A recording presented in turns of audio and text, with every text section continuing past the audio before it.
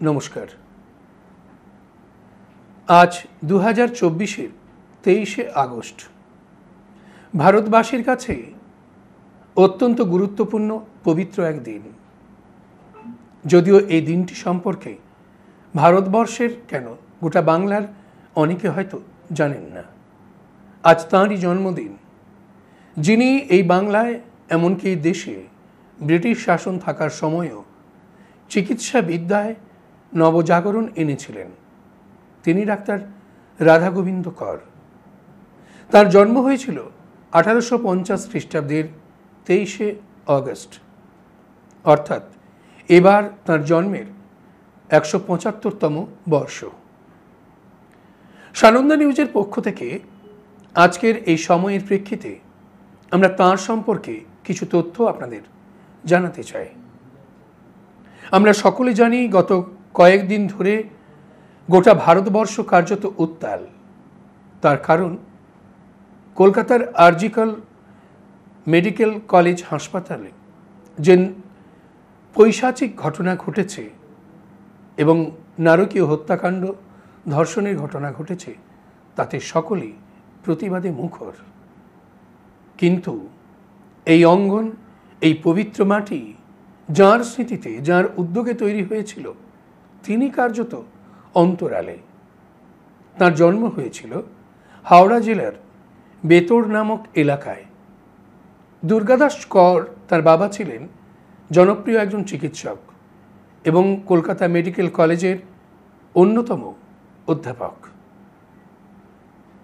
Doctor Radhagobinda কর প্রথমে Hindu school, তারপরে প্রবেশিকা পরীক্ষায় উত্তীর্ণ হয়ে কলকাতা মেডিকেল কলেজ, পরে স্কটল্যান্ডের এডিনবার্গ বা এডিনবরাতে ভর্তি হন। সেখান থেকে এমআরসিপি করে তিনি আবার নিজ ভূমি ফিরে আসেন, কলকাতায় ফিরে আসেন। এসে দেখেন অগণিত নিপীড়িত, ক্ষুধিত মানুষ যারা চিকিৎসা পায় না, তাদের চিকিৎসার জন্য তিনি ঘুরতে থাকেন। নিজের সামান্যতম আয়, আর সেই আয়কে তিনি অন্যের জন্য কাজে লাগিয়েছেন। স্বামী বিবেকানন্দের আহ্বানে তিনি দেশে ফিরে এসেছিলেন বলে বহু গবেষক মনে করেন। আর তারপর তিনি নেমে যান আর্ত মানুষের সেবায়। 1899 তখন মার্চ মাস, গোটা বাংলা জুড়ে প্লেগ মহামারীতে আক্রান্ত। সাইকেলে করে এক দিক থেকে আরেক দিকে ছুটে গিয়েছেন বিলেত ফেরত চিকিৎসক ডাক্তার রাধাগোবিন্দ কর, আরজি কর। আর সেই চিকিৎসা তিনি করেছেন, সেই সময় আলাপ হয়েছিল আরেক মহীয়সী নারীর সঙ্গে, তিনি ভগিনী নিবেদিতা। তাঁরা হাত মিলিয়েছিলেন, এই মহামারীর বিরুদ্ধে লড়াই করেছিলেন, নিজের হাতে প্লেগ রোগীকে কাছে টেনে শুশ্রূষা করেছিলেন। ছাত্রাবস্থায় রাধাগোবিন্দ কর যে কর বাড়িতে বেড়ে উঠেছিলেন, সে কর বাড়ি আজও রয়েছে। বেতরের সেই পুকুর, যে পুকুরে স্নান করে তিনি স্কুলে যেতেন এবং স্কুলে যাওয়ার জন্য এটি ঘোড়ার গাড়ি তাকে গঙ্গার ঘাটে পৌঁছে দিত। তারপর তিনি নদীতে নৌকো পেরিয়ে ওপারে যেতেন। তখনও পর্যন্ত রবীন্দ্র সেতু নির্মিত হয়নি। সমস্ত প্রতিবন্ধকতাকে জয় করে বিলেত ফেরত চিকিৎসক ডাক্তার রাধাগোবিন্দ কর মানুষের সেবায় নিয়োজিত। রাধাগোবিন্দ কর তার নিজের অনেক বিষয় সম্পত্তি বিক্রি করে দিয়ে কলকাতার বেলগাছিয়া এলাকায় কয়েক একর জমি কিনেছিলেন এবং তিনি অনুভব করেছিলেন, ভারতবর্ষে যদি চিকিৎসা বিদ্যাকে ছড়িয়ে দিতে হয়, তাহলে সেই চিকিৎসা বিদ্যার জন্য একটি স্কুল বা চিকিৎসা বিদ্যা শিক্ষার কলেজ খুলতে হবে। আর সেই আশা নিয়ে তিনি 1886 খ্রিস্টাব্দে ক্যালকাটা মেডিকেল স্কুল নামে বেলগাছিয়ায় তার নিজের কেনা জায়গার উপরে শুরু করেন। সেই স্কুল চলতে থাকে। আর তারপরেই ভারতবর্ষের অন্যতম একটি সংগঠন ফিজিশিয়ানস অ্যান্ড সার্জেন্স, তারা এই স্কুলকে স্বাগত জানান। তাদের সঙ্গে যুক্ত হয়ে গিয়ে এই স্কুল হয়ে যায় বাংলার অন্যতম শিক্ষালয়, চিকিৎসা শিক্ষা কেন্দ্র। আর ঠিক সেই সময় ব্রিটিশ সরকার সেই স্কুলে মানবদেহ ব্যবচ্ছেদের অনুমতিও প্রদান করে, অর্থাৎ ময়নাতদন্ত বা অন্যান্য কাজ করা সম্ভব হবে। তিনি এই স্কুলকে আরও বৃহদাকার রূপদান করার জন্য বাড়িতে বাড়িতে ছুটে যান, এমনকি সাইকেলে করে মানুষের কাছে হাত পেতে ভিক্ষে চান। তার সম্পর্কে একটি গল্প রয়েছে, যদিও গল্প নয়, একেবারে সত্যি কথা। কলকাতার এক বিত্তশালী পরিবারে বিয়েবাড়ি সংগঠিত হচ্ছে। অসংখ্য নিমন্ত্রিত তারা এসেছেন, আর গেটের কাছে একজন মানুষ দাঁড়িয়ে ছদ্মবেশে ভিখিরির মতো হাত পেতে তাদের কাছ থেকে অর্থ চাইছেন। তাদের মধ্যে দু একজন চিনে ফেলেছিলেন। কেউ কেউ বলেছিলেন, আপনি ডাক্তারবাবু না, আপনি ভিক্ষে চাইছেন?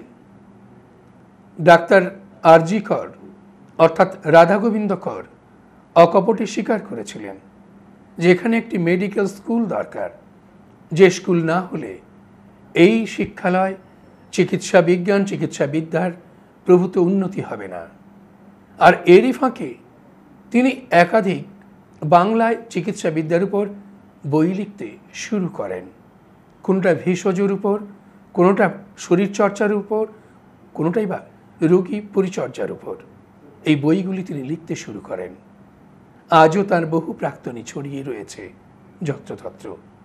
তাঁরা শ্রদ্ধায় স্মরণ করেন এই প্রবাদ প্রতিম মনীষীকে, সত্যিকারের একজন মানুষ, মানুষের পাশে থাকা একজন মানুষ। তার প্রাক্তনীরা কি বলছেন শোনা যাক। তার অন্যতম প্রাক্তনী ডাক্তার প্রসাদ মণ্ডল তাঁর কথাতেই এই মহান মনীষীকে স্মরণ করেছেন। হ্যাঁ, আরজি কর অ্যাকচুয়ালি ফুল নাম হচ্ছে ডক্টর রাধা গোবিন্দ কর। উনি শ্রদ্ধেয় মানুষ, উনি হসপিটালটা প্রতিষ্ঠা করেছিলেন, সেটা আমাদের অনেক আগেই। কিন্তু প্রথম থেকে আমি তো ওখানে 1998 সাল থেকে 2016 পর্যন্ত ছিলাম, ওখানকার স্টুডেন্ট ছিলাম, পোস্ট গ্র্যাজুয়েশন। তখন আমাদের পড়াশোনা হোক যাই হোক সব কিছুই ঠিকঠাকই ছিল। আমরা অ্যাটলিস্ট পলিটিক্স একটা ছিল যেটা স্টুডেন্ট লেভেলে ছিল, ফ্যাকাল্টি বা মেম্বার তাদের ইনভলভমেন্ট ছিল না। যিনি প্রিন্সিপাল ছিলেন ডক্টর সুদর্শন বেল ছিলেন, ওনার কাছে আমি পার্সোনালি আমার প্রবলেমের জন্য অনেকবারই গেছি এবং খুব ছাত্রদের যেমন স্নেহ করতেন এবং হেল্পও করতেন, কোনো অসুবিধা হতো না। স্টুডেন্টরা সেক্ষেত্রে তো অন্যান্য ফ্যাকাল্টি গেলে তো তাকে তো হেল্প করবেই, পড়াশোনার উপরে কোনো আঁচই পড়তো না বা ফ্যাকাল্টিরা ইনভলভ ছিল না কিছুতেই। একটা স্টুডেন্ট পলিটিক্স ছিল, সেটা সব কলেজেই থাকে, সব এটাই থাকে। পড়াশোনার দিক দিয়ে বা ট্রিটমেন্টের দিক দিয়ে বা ওই দিক দিয়ে কোনো প্রবলেম ছিল না আপ টু 2016 পর্যন্ত। তারপর থেকেই যেটা দেখছি, পরপর শুনছি, আমরা তো এখন আরজি করে এক্স হয়ে গেছি, মাঝে মাঝে খোঁজ খবর রাখি। এখন যেভাবে যে ঘটনাটা ঘটেছে আমরা কোনোদিন কল্পনাও করতে পারিনি যে ধরনের একটা ঘটনা ঘটতে পারে।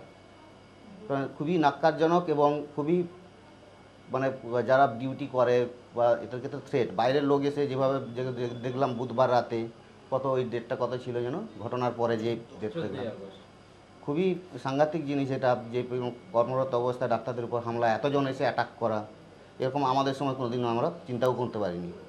এবং এটা খুবই নাক্কারজনক ঘটনা এবং এর একটা শাস্তি হওয়া উচিত। এটা কিন্তু বাইরের কেউ ইনভলভ নেই, আমার যেটা মনে হচ্ছে পরপর ঘটনার পরম্পরা, বাইরের কেউ ইনভলভ নেই। ওখানকার একটা র্যাকেট চলে যেটা সবাই জানে এবং সেই র্যাকেটটাই হয়তো এই তার উপরে যে অত্যাচারটা হয়েছে, হ্যাঁ হয়েছে, সেটা খুবই ভয়েরই ব্যাপার সত্যিকারের। যারা ফিমেল যারা ডিউটি করবেন, বা শুধু ফিমেল না, মেল ফিমেল, ছেলে মেয়ে, জুনিয়র সিনিয়র যারা ডিউটি করবে, তাদের উপর যে এইভাবে মুখ অ্যাটাক করে, তার কোনো দিন কাজ করতে পারবে না। আজকে তো শুনলাম যে ওখানে 350 জন আবাসিক যারা হোস্টেল মেয়েদের ছিল, তা মাত্র 15 জন আছে, থাকবে না তো কেউ। আর ওখানে বরাবরই একটা এরকমই আছে, যেটা আমাদের সময় আটকানো গিয়েছিল, এখন সেটা খুল্লা চলে, যেটা আমরা দেখতে পাচ্ছি। এবং আমাদের দাবি যে আগে কে দোষী কে নির্দোষ সবাই জানে এবং তাদেরকে প্রমাণস্বরূপ তাদেরকে অ্যারেস্ট করে তাদের যথাযথ একটা করা হবে, না হলে এইভাবে দিনের পর দিন ঘটতে থাকবে। আর এই জুনিয়ররা যারা আন্দোলন করছে, জুনিয়র সিনিয়র সব শ্রেণীর লোকজন বা নাগরিক সমাজ যে আন্দোলন করছে, সেটাকে আমাদের পূর্ণ সাপোর্ট আছে। যতদিন না এর বিচার পাওয়া যাচ্ছে ততদিন আন্দোলন তীব্র থেকে তীব্রতর যত হবে সেটা আমাদের সাপোর্ট থাকবে সবসময়। কোথাও কি আপনার মনে হয় যে আমাদের বিচার ব্যবস্থাতেও কিছু ঢিলেমি আছে? বিচার ব্যবস্থা অ্যাকচুয়ালি বিচার ব্যবস্থাতে ঢিলেমি কারণ হচ্ছে বিচার ব্যবস্থা কি, বিচার ব্যবস্থা বিচারকরা তার একটা জায়গায় এভিডেন্স আসবে, উনি বিচার করবেন, কিন্তু এভিডেন্সটা যদি তার হ্যাম্পার হয়ে যায় তুমি বিচার করবেন কি করে? ফার্স্ট জিনিস, কোনো একটা তদন্ত করতে দিলেন, সেটা তদন্ত বিচারক করতে যাবে না, বিচার ব্যবস্থা করবে না, তার কাছে এভিডেন্স সব নিয়ে আসতে হবে, তবেই সেটার পরিপ্রেক্ষিতে বিচার করবে। তার এভিডেন্স আসারতেই যদি তার প্রবলেম হয় তো আপনি বিচার ব্যবস্থা কী করবে? তা আপনার আরজি করের ঘটনা হলো, তার সেমিনার রুম ভেঙে দেওয়া হলো, পুড়িয়ে দেওয়া হলো, তাহলে কী করবেন আপনি? আপনার তো কিছু করার নেই। তার ডেড বডি তার বাবা মাকে দেখতে দেওয়া হলো না সেই অবস্থায়, তারপর তার 2-3 ঘন্টা পরে সব কিছু ম্যানেজ করে তাকে দেখতে দেওয়া হলো, তারপর পুলিশ তার নিয়ে গিয়ে পুড়িয়ে দিল।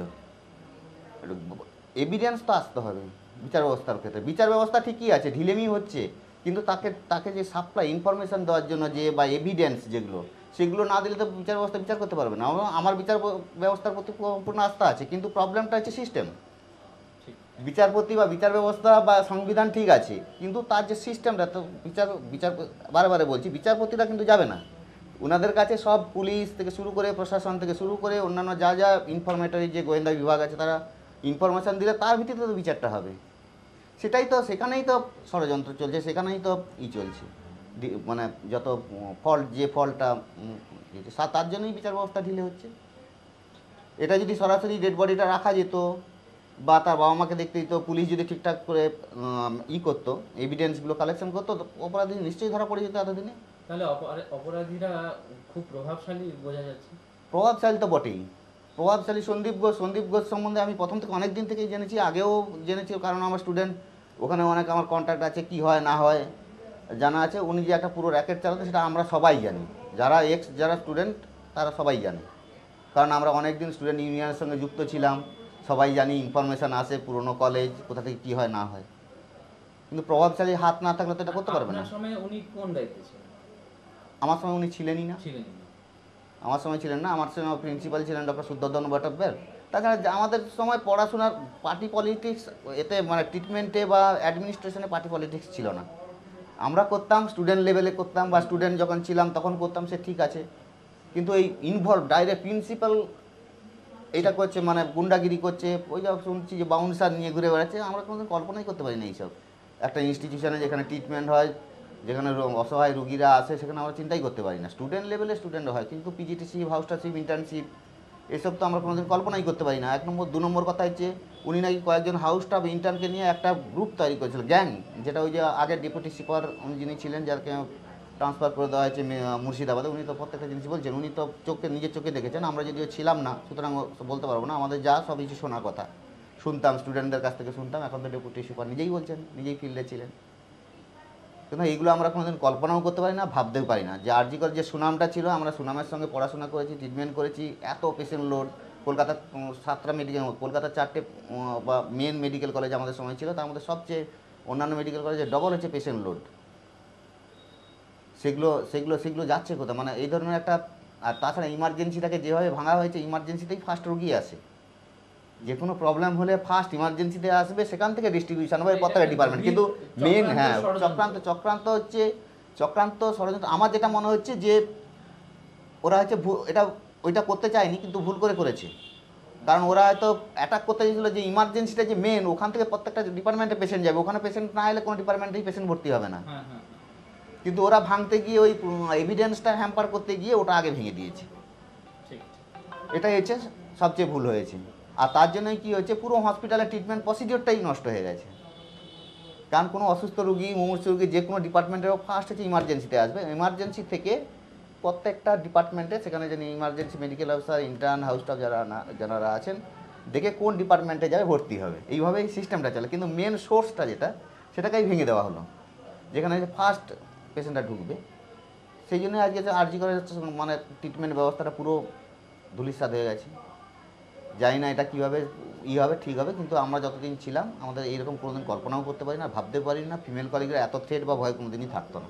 আছে, কিন্তু ব্যাপারটা সিবিআই কতটা ইনফরমেশান জোগাড় করতে পারবে সেটা, কারণ এভিডেন্সগুলো সব হ্যাম্পার করা হয়েছে। এইবার যাদেরকে, এইবার ব্যাপারটা হচ্ছে সিবিআই ছেড়ে রাখছে, কারণ আমি জানি না, কিছু লোকজন সন্দেহ হলে আমার মনে হয় তাদেরকে গ্রেপ্তার করুক, গ্রেপ্তার করে যাকে কারণ করা হয়েছিল একদম প্রথম। সে না, এটা ঠিকই বলেছেন যে যে যাকে গ্রেপ্তার করা হয়েছিল আমার বুদ্ধিতে মনে হয় ওকে জাস্ট একটা দাবার বোড়ে হিসাবে ইউজ করা হয়েছে। আচ্ছা।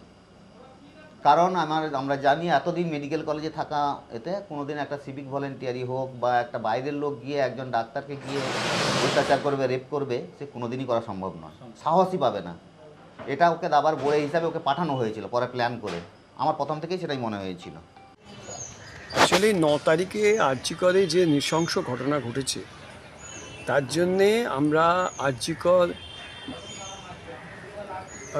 ডাক্তার আরজিকরের পরিবারের পক্ষ থেকে অত্যন্ত ব্যথিত এবং মর্মাহত হয়েছি। এই ধরনের ঘটনা যাতে কখনো ভবিষ্যতে না ঘটে সেই জন্যে আমরা প্রশাসনের কাছে এবং যারা এর মানে ব্যবস্থার মধ্যে আছেন তাদের সকলের কাছে আবেদন জানাচ্ছি যাতে এই ধরনের ঘটনা আর ফার্দার না ঘটে। কারণ যখন ডক্টর আরজিকর এই ধরনের একটা প্রতিষ্ঠান তৈরি করেছেন নিজের কেরিয়ার নষ্ট করে, যদিও একা নন, অনেক ডাক্তারই ওনার সঙ্গে ছিলেন, কিন্তু মূলত উনি বিদেশ থেকে যখন উনি এডিনবরা থেকে পাশ করে আসেন 1886-তে, তারপরে অনেক খেটে 1916 সালে কারমাইকেলেই হসপিটালটা তৈরি হয়। অতএব তিনি বা তার যে সঙ্গে ডাক্তাররা ছিলেন তারা কেউ কখনোই চাইবেন না, বা তারা হয়তো সকলে এখন নেই আর কেউই চাইবেন না যে কোনো বদনাম হোক। আমরাও তার উত্তরসূরি হিসেবে চাইছি না যে এই হসপিটালের কোনো বদনাম হোক, এবং যাতে আমাদের এখানে যে স্বাস্থ্য ব্যবস্থা, স্বাস্থ্য পরিষেবা অটুট থাকে সেই জন্যে আমরা সকলের কাছে আবেদন করছি, এবং বিশেষ করে আমাদের যে গার্জেন মানে গভর্নমেন্টের কাছে আমরা আবেদন করছি যাতে এই জিনিসটাকে তাড়াতাড়ি মিটিয়ে ফেলা যায় এবং দোষীরা যাতে এই নৃশংস ঘটনার জন্য শাস্তি। এমন মানুষ রয়েছেন যিনি ডাক্তার আরজিকর বা রাধা গোবিন্দ করের ছাত্র নন বা আরজিকরে পড়াশুনো করেননি, কিন্তু ডাক্তার রাধা গোবিন্দ করের মতো মহান ব্যক্তিত্বকে যিনি স্মরণ করেন, তিনি কলকাতার প্রখ্যাত স্নায়ুরোগ বিশেষজ্ঞ চিকিৎসক ডাক্তার কল্লোল কুমার দে। তিনি ঠিক কী বললেন ডাক্তার রাধা গোবিন্দ কর সম্পর্কে? নিশ্চয়ই। ডক্টর রাধা গোবিন্দ কর বিলেত থেকে এমআরসিপি করেন। উনি এডিনবরায় ছিলেন। তারপরে ফিরে এসে উনি কিন্তু জনসেবায় মন দেন। 1899 সালে তখন কলকাতায় প্লেগ, অনেক লোক মারা যাচ্ছে, মহামারী চলছে। সেই সময় সিস্টার নিবেদিতা কিন্তু এই প্লেগের রোগীদের সেবা করতেন, এবং স্বামী বিবেকানন্দও ছিলেন তার সাথে। এবং আমাদের ডক্টর রাধা গোবিন্দ কর সাইকেল নিয়ে বিভিন্ন রোগী চিকিৎসা করতেন। অনেকে পয়সা দিতে পারতো না, তাদের রোগীকে ওষুধ কিনে দেওয়া পর্যন্ত উনি করেছেন। ফলে নিজের কথা না ভেবে উনি কিন্তু সবসময় অন্যের কথা ভেবেছেন, রোগীদের কথা ভেবেছেন, সমাজের কথাও ভেবেছেন। দুঃখজনক এটাই যে উনি কিন্তু সেই সময় বিদ্বজ্জনের কিন্তু সাপোর্ট পাননি। ইভেন ঈশ্বরচন্দ্র বিদ্যাসাগর পর্যন্ত ওনাকে কিন্তু নিরাশ করেছেন বলা যেতে পারে। উনি কিন্তু দমে যাননি। এবং আরেকটা অ্যাসপেক্টের কথা বলবো, সেটা হচ্ছে বিয়ে বাড়িতে উনি বিয়ে বাড়ির বাইরে দাঁড়িয়ে লোকের কাছে হাত পেতে ভিক্ষে করতেন। উদ্দেশ্য ছিল যে একটা মেডিকেল স্কুল উনি এস্টাবলিশ করবেন। সাইকেলে করে উনি বিভিন্ন জায়গায় গিয়ে লোকের কাছে হাত পেতেছেন সেই একই কারণে একটা মেডিকেল স্কুল হবে। এই মেডিকেল স্কুল শেষ পর্যন্ত হলো বেলগাছিয়া রোডে হলো প্রথম। তারপরে সেটা চেঞ্জ হয়ে গেল, লর্ড কারমাইকেল এলেন, কারমাইকেল মেডিকেল কলেজ নাম হলো। শেষ পর্যন্ত বিধানচন্দ্র আমলে তখন ওনার নামে মেডিকেল স্কুলটা হলো RG Kar medical college and hospital. ফলে আরজিকরে খুব গৌরবান্বিত একটা হিস্ট্রি কিন্তু রয়েছে রাধা গোবিন্দ করের জন্য। আপনি নিজে আরজিকরের স্টুডেন্ট নন না, কিন্তু আরজিকরের এই ঘটনা এবং ডাক্তার রাধা গোবিন্দ করের যে ব্যক্তিত্ব, নিশ্চয়ই সে আবেগ ছুঁয়ে গিয়েছে বলে আজ আপনারও প্রতিবাদ করছেন। একদম একদম।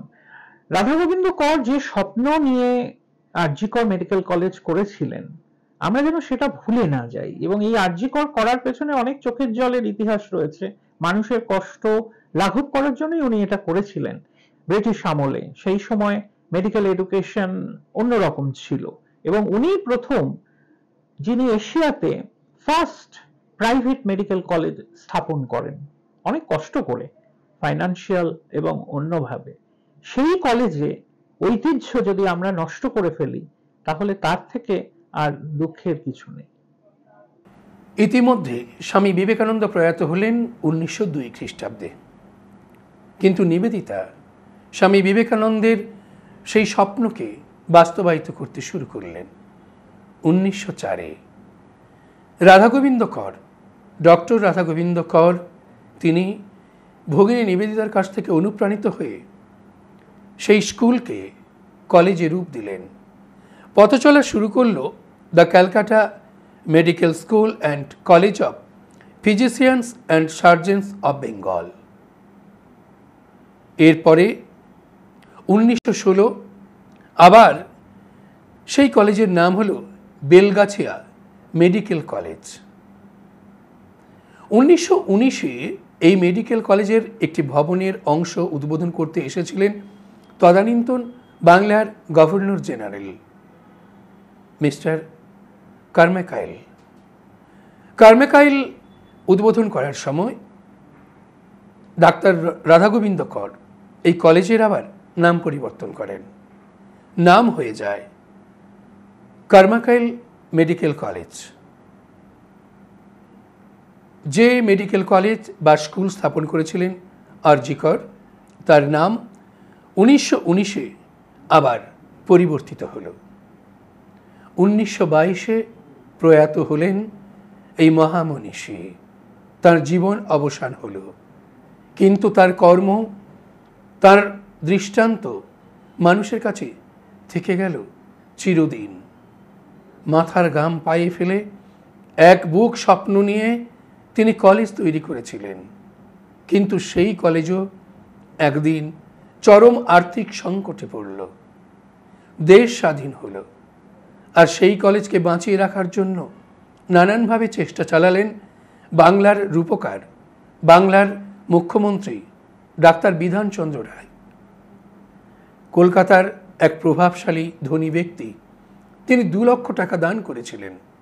সেই টাকা তদানীন্তন সরকার গ্রহণ করেছিল, কিন্তু তিনি শর্ত দিয়েছিলেন যে এই টাকা দেওয়ার পরে তার বংশের কোনো একজনের নামে এই কলেজের নামকরণ করতে হবে। ডাক্তার বিধানচন্দ্র রায়ের মতন মানুষ, বাংলার রূপকার, সেই শর্তে রাজি হননি। কলেজ পরিচালন সমিতি অর্থাৎ কলকাতার Carmichael medical college and hospital, তারা সিদ্ধান্ত নিলেন এই কলেজের নাম হবে ডাক্তার রাধাগোবিন্দ করের নামে। আর সেদিন থেকে এই কলেজের নাম হলো কলকাতার আরজি কর হসপিটাল, আরজি কর মেডিকেল কলেজ অ্যান্ড হসপিটাল। এই বাংলার এক প্রথিতযশা মনীষী, মহামানব, যিনি স্বাস্থ্য বিদ্যা নিয়ে, স্বাস্থ্য শিক্ষা নিয়ে কার্যত নবজাগরণ তৈরি করেছিলেন, মানুষের কাছে হাত পেতে ভিক্ষা চেয়ে তাঁর স্বপ্নের এই শিক্ষা প্রতিষ্ঠান গড়ে তুলেছিলেন, তার নাম আরজি কর মেডিকেল কলেজ অ্যান্ড হসপিটাল। আর সেই মেডিকেল কলেজ অ্যান্ড হসপিটাল গত কয়েকদিন আগে যে পৈশাচিক ঘটনা ঘটেছে, সে নিন্দার ভাষা নেই। বহু মানুষ প্রতিবাদ করছেন, যদিও একই সঙ্গে প্রস্তাব আসছে ডাক্তার আরজি করকে স্মরণ করুন সবাই, কারণ এই বাংলার মানুষ তার জীবন পথ, তার জীবনচর্চা থেকে কয়েক যোজন দূরে রয়েছেন। সাধারণ মানুষও বলছেন তাকে নিয়ে চর্চা করা উচিত। আরজি কর জানেন, আরজি কর একজন মানুষ, দেবতুল্য মানুষ, তিনি একজন ডাক্তার। তার নাম রাধাগোবিন্দ কর। 23শে আগস্ট আরজি করের জন্মদিন, রাধাগোবিন্দ করের জন্মদিন। 1850 সালে তার জন্ম। তিনি বিদ্যাসাগরের আমলের লোক। তার বাবাও ছিলেন ডাক্তার।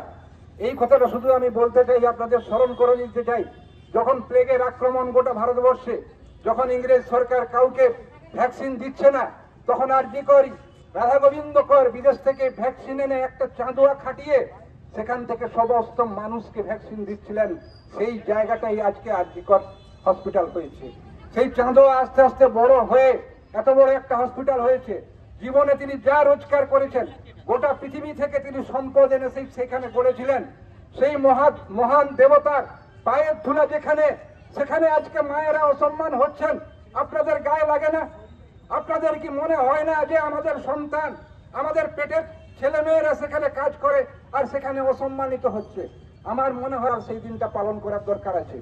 আর একটা পয়েন্ট মাগো আপনাদের বলবো, আমরা কেবলমাত্র আর.জি. কর নিয়ে লড়াইটা করছি, কিন্তু এই আর.জি. কর নিয়ে লড়াই চলুক, দোষীরা শাস্তি পাবে কি পাবে না, কারণ ইতিপূর্বে আমরা দেখেছি এই সমস্ত দোষীরা আড়াল হয়ে যায়।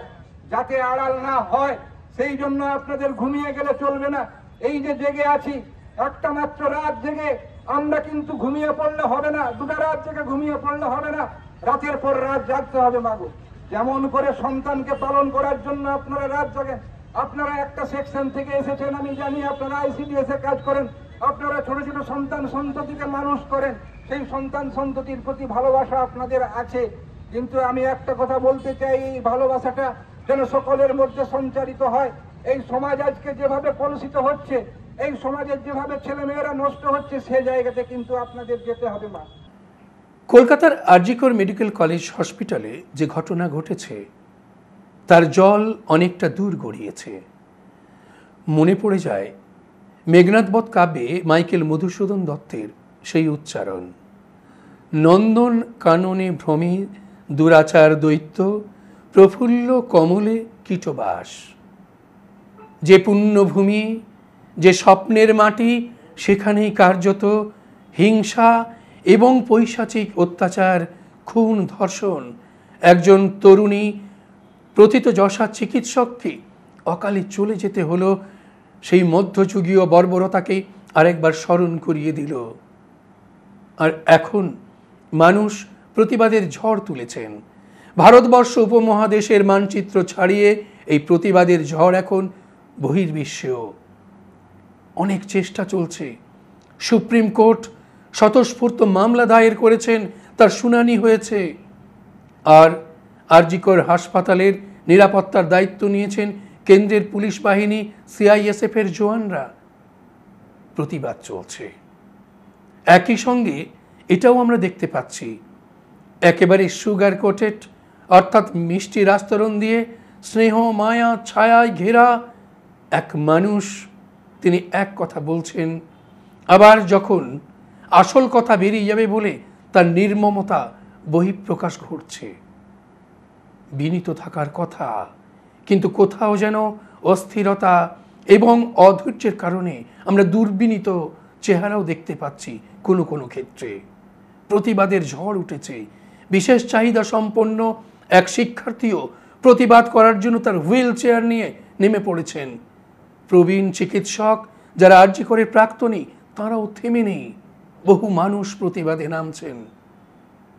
আর এই প্রতিবাদের মুখে দাঁড়িয়েও আরেকজন মানুষ গুরুত্বপূর্ণ এক কথা বললেন। কলকাতার প্রখ্যাত স্নায়ুরোগ বিশেষজ্ঞ ডাক্তার কল্লোল কুমার দে। কি বললেন তিনি? আপনার মনে কি ধরনের যন্ত্রণা তৈরি করেছে আর.জি. কর কাণ্ড, যে ঘটনা এখন বহু জায়গায় আলোচিত হচ্ছে?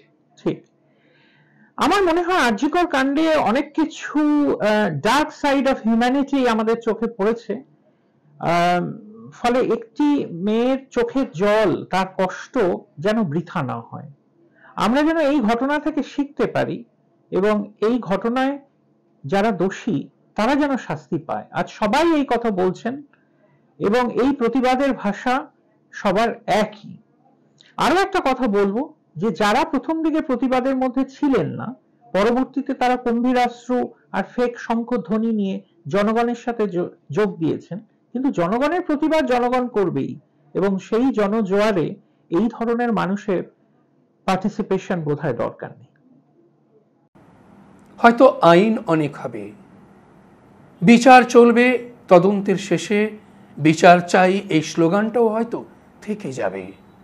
কিন্তু যেভাবে মানুষের স্বতঃস্ফূর্ত আন্দোলন চলছে, সেখানে সকলের কাছে ডাক্তার রাধাগোবিন্দ কর, ডাক্তার আরজি করের জন্মদিনে আমাদের শপথ হোক, শুধু আইন দিয়ে নয়, শুধু আন্দোলন দিয়ে নয়, আমাদের চেতনার ক্ষুরোধার অস্ত্রটা দিয়ে যেন সমাজের এই অভিশাপটাকে উপড়ে ফেলতে পারি। আজ তাঁর জন্মদিনে হোক, এটুকুই শপথ।